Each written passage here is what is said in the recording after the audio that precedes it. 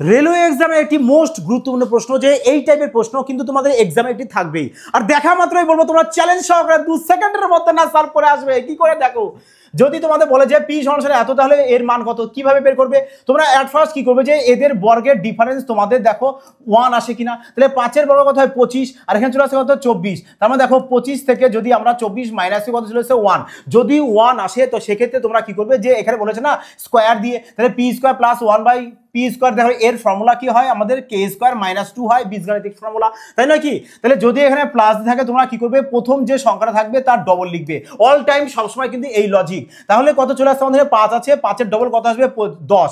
ব্যাস এখানে কে বলতে কি আমরা 10 বসাবো। তাহলে কত হচ্ছে আমাদের 10-এর স্কোয়ার 100, 100 থেকে যদি 2 বাদ দিই চলে আসবে কত আমাদের 98। ব্যাস 98 চলে আসবে কারেক্ট আনসার, যেটা কিন্তু অপশন আমাদের ডিতে রয়েছে। দেখো যদি এখানে মাইনাস থাকতো তাহলে কি করতাম, আমরা দ্বিতীয় সংখ্যাটা ডবল করে এখানে কে এর মানটা বসাতাম। ক্লিয়ার হয়েছে সবার? দেখো যদি টিপসটা ভালো লাগে তো অবশ্যই এটি পেশা কমেন্ট, লাইক এবং শেয়ার করতে কিন্তু ভুলো না।